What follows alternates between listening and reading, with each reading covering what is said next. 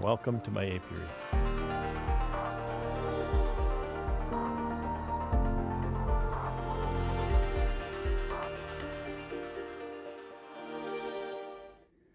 I've been melting wax with my big wax melter, and I just came in to check what's in these trays. I poured 5 of these yesterday. There's 4 there, there's 1 down there.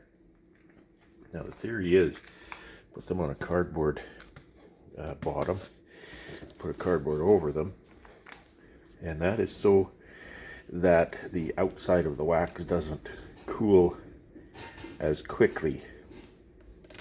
I want the inside of the wax to cool, ideally as quickly as the outside. And I know that's never going to happen, but just to slow down the cooling of the outside.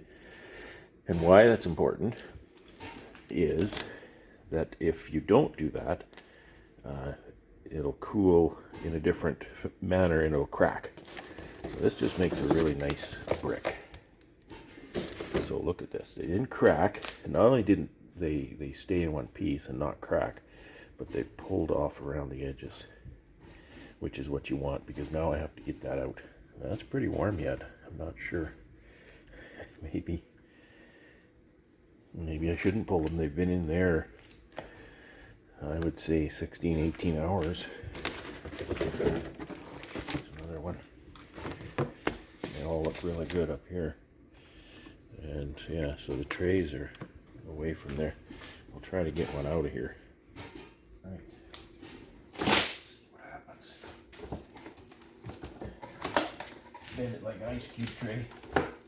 Yeah, it feels like it's going to come right out of there.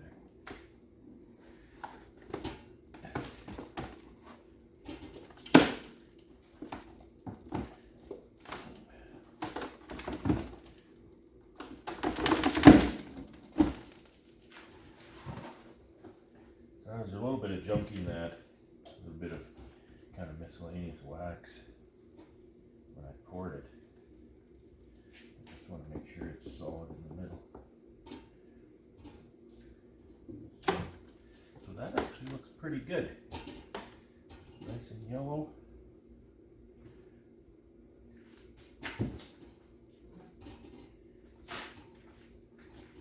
Need a place to stack it.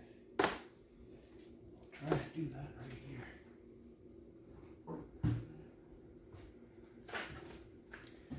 Because I didn't get all of the wax out of the melter yesterday. I need to do it on a pour. I only have 5 trays.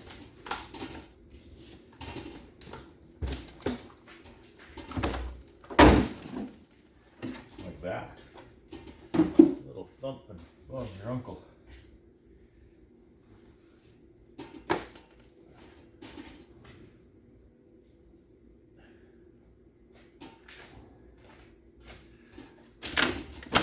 These are 30 pounds a piece or so.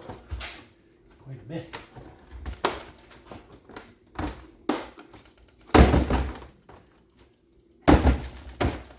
Poor table.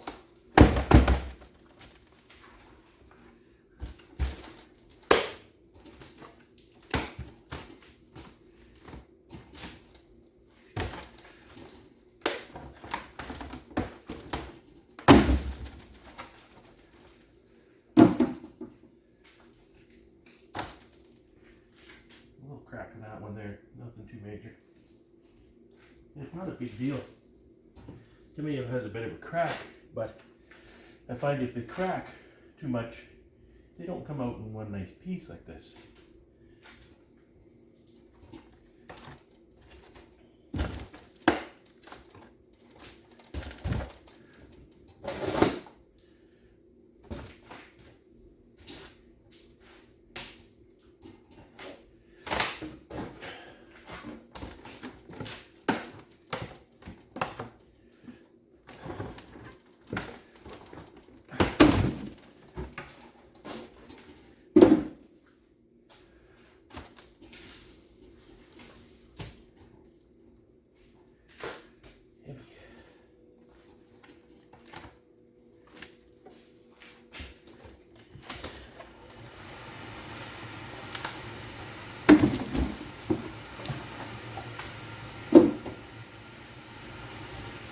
Right, 4, 5.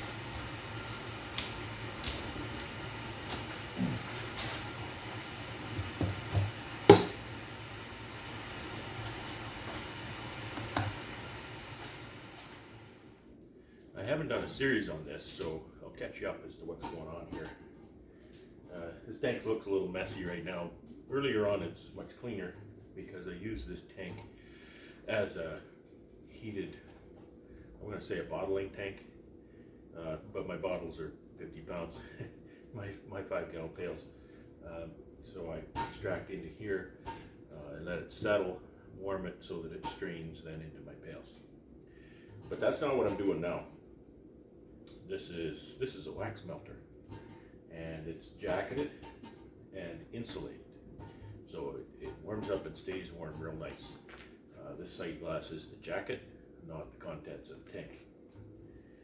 So this is a bottom tap when I'm straining honey, then the honey comes out there.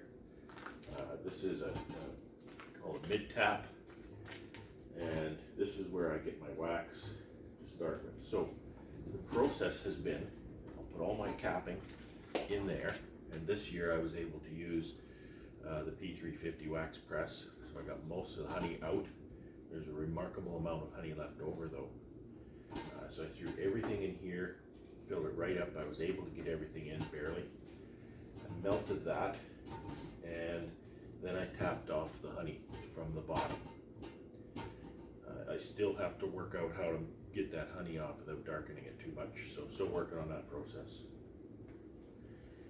Then I turned the temperature up and filled it with water. So I started filling it with water. You know, it was maybe this full at that point. I filled it with water, and what happens is the water goes to the bottom, the wax floats on top, and hopefully most of the slum and garbage sits on the bottom too. Then I actually added a bit more wax to it that I wanted to remelt. And then there's a cage that sits in there. I put that cage down in here. It's round and it's got a perforated bottom. I push that down just to push the slum and garbage down to the bottom. And leave, you know, theoretically clean wax. And so that's what I used then to pour off those 5 trays, and it came out really nice off of this mid tap, because the theory is then that the wax is going to be, you know, from here up, for example, and so I'm going to be pouring off wax from there. And that's rather hot. I'm running 86 degrees right now. It's set at 85 degrees. Wax will melt about 75. I find running it a bit hotter is nice because I do use a wire strainer here, and the hotter wax helps. It has to melt through the strainer every time, and I'll show you that here in a second. But what I've also done for my second round, because I poured off those 5, but there was more wax in here than what went in those 5 trays. I only had 5. So I fill it with water again and let it sit overnight again. But at that time, I also put in a bunch of frames in here that I wanted to render, just render the wax out of the frames. So those are in here right now. Unfortunately, the crap off the frames is not under that screen, so hopefully most of it sank to the bottom. And so here, when I'm pouring off whatever honey is there, I don't know where the line between the honey and the water is. My guess is I'm going to pour off water to start with. You know, there might only be this much wax in there. I don't know. So we'll find out here together. I can leave the frames in there while I do this. There shouldn't be an issue at all. Of course, there's always going to be some residue left on the frames as they come through the wax, but that would happen if you just pulled out the frames anyway. So let's pour one of these and we'll see what happens.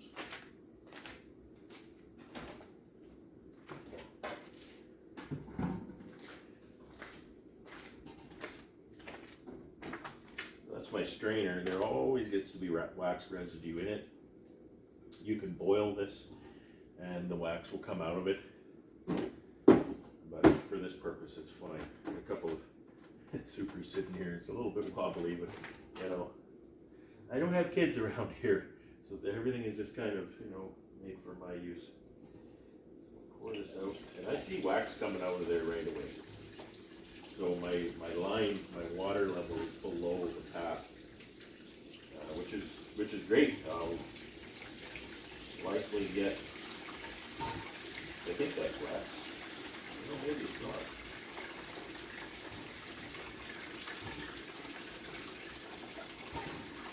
Oh, I think that's water. So that's water. If I know there's no wax in it, yeah, that's water. So I'll just take that over and dump that right down the drain, because there's no wax in that.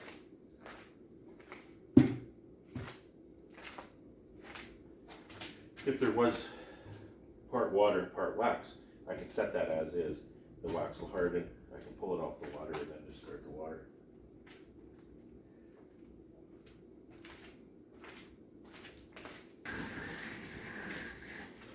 This is the stinky part of this job. That water just stinks really bad. It's amazing how you get capping wax and then, oh, look how nice and white and fluffy it is, and you render it down and the garbage and the stinky, filthy, putrid mess that's in it.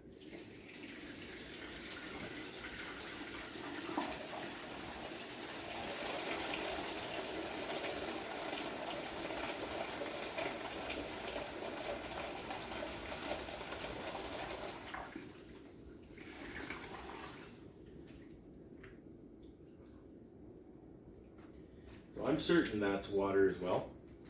However, test you can perform to see if it's water and see if there's just a wax residue or layer on top.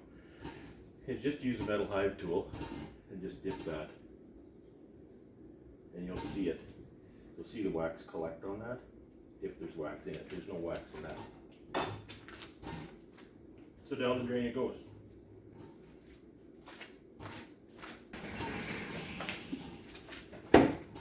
Sure blessing having water and drains in the Nani house. Okay, it's time to char. We're going to get wax.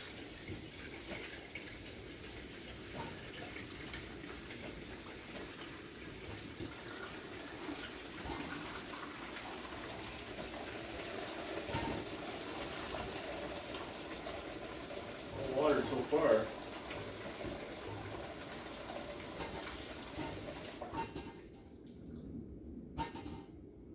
So I may not have had much wax left in there at the end of the last pour, but it's difficult to tell.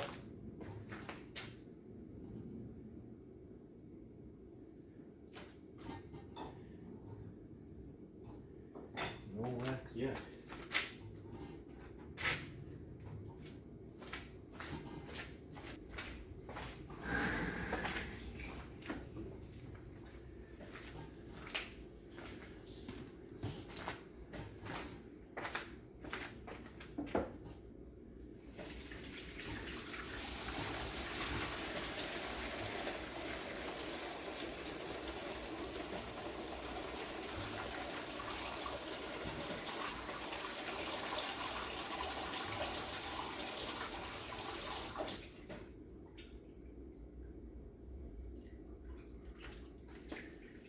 Okay, I got some junk out of that.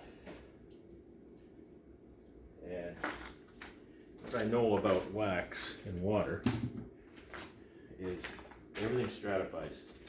So if you have a container and you have slum, debris, water, and wax, you'll have the slum will sink to the bottom.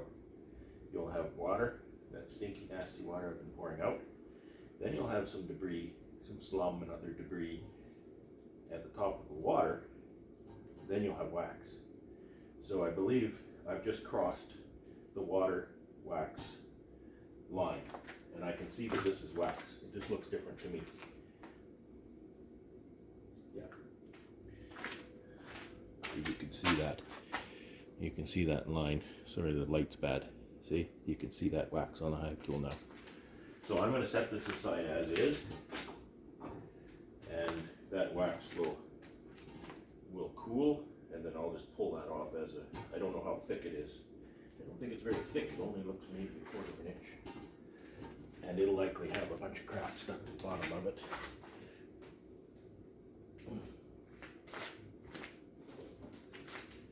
Now that I have wax,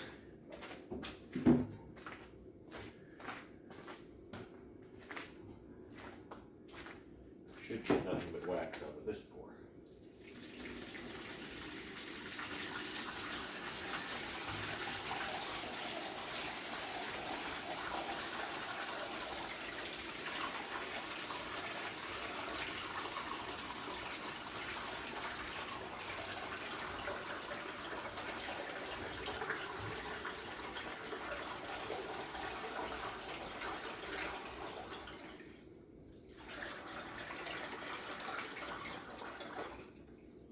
As I reach the top of the wax layer, it will start coming out very, very slowly.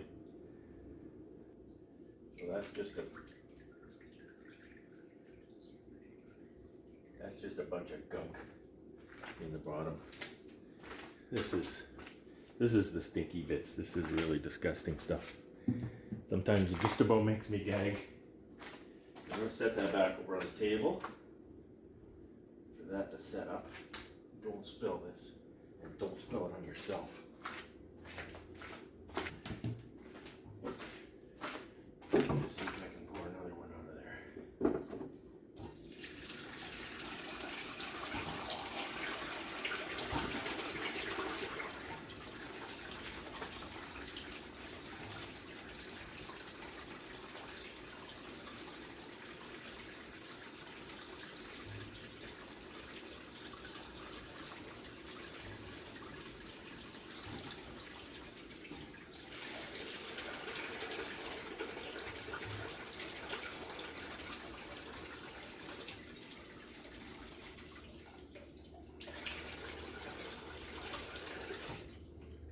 Stand to get 200 pounds of wax out of this.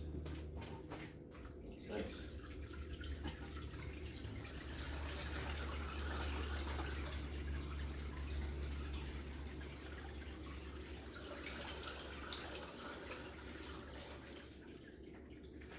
Don't let anybody undercut you, especially in this form. I would not talk to anybody for less than $5 a pound for this stuff. If somebody starts talking less money than that, you just keep it. And that price might even go up.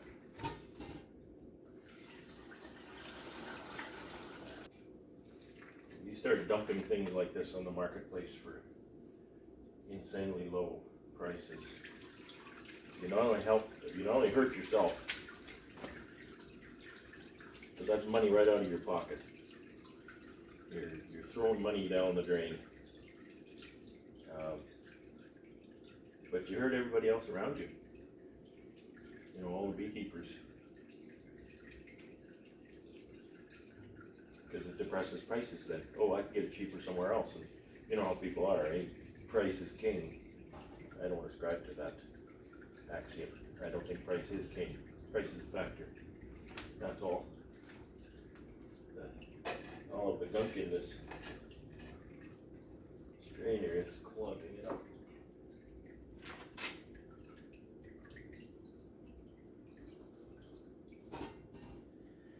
So stick to your guns, don't give away your products.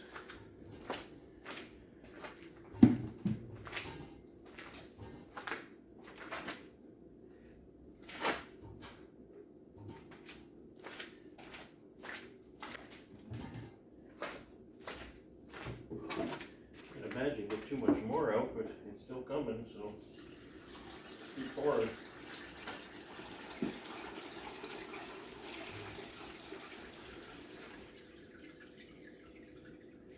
One thing I do with this, and I can do it in the spring or in the fall if I have time, is when I'm all done, I can load this thing up with queen excluders, metal and plastic, fill it with water, run it up to 75 degrees overnight, and that cleans those excluders really nicely.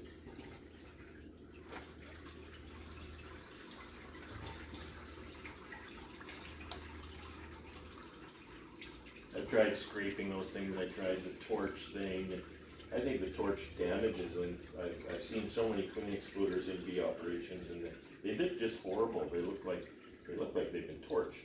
You know, they look charred and burnt and kind of rusty because you burn the coating and the surface off of them.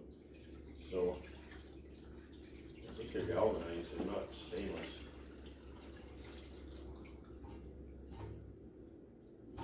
Not going through very well.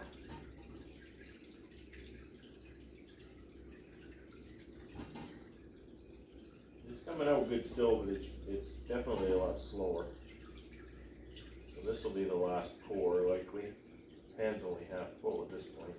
So that water and wax, the wax actually is just barely above this fitting, so it comes out really slow.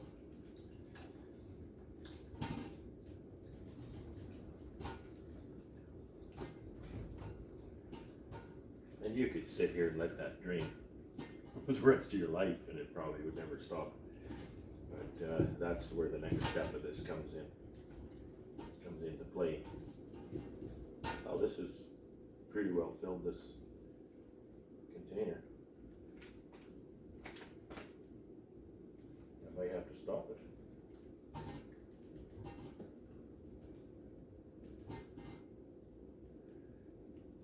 Get another one. Last one.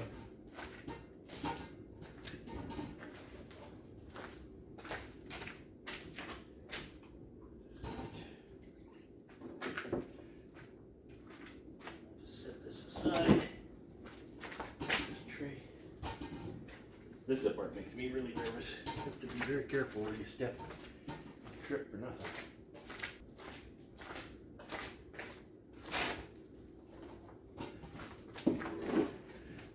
Hey Norman, my shirt doesn't have holes in it.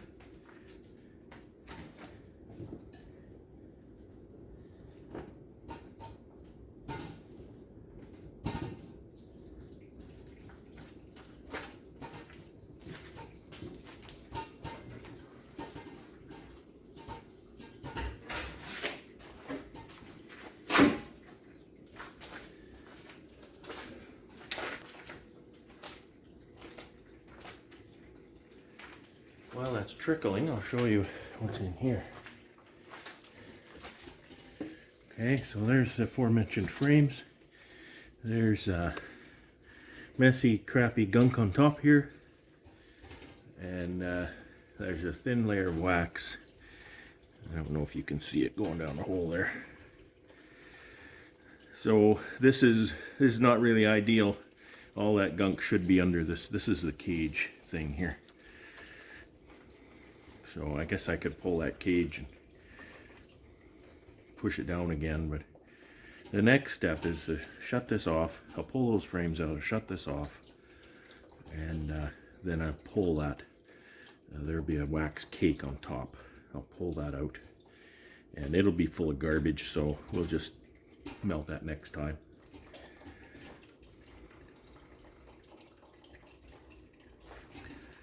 So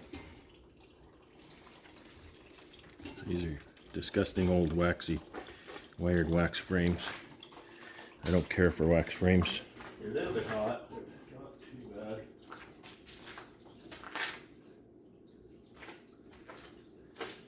These are going in the garbage, going in the burning pile.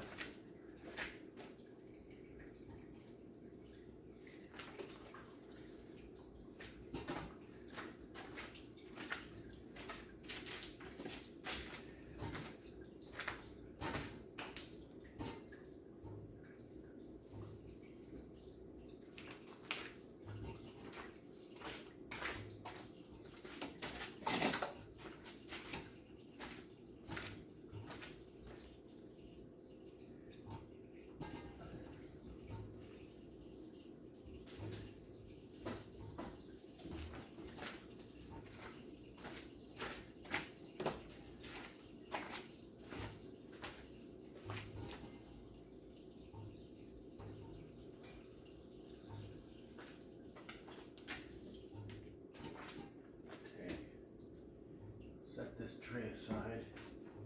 There's not much in it. There's not even an inch of wax in it. Once it cools, you get that wax, you know, puck out of the top. It shouldn't be very thick, so it'll come out in pieces. And then the basket will come out. And then the absolute most disgusting part of this is digging the slum out of it. I hate that job. That's the part that almost makes me gag. It's so gross.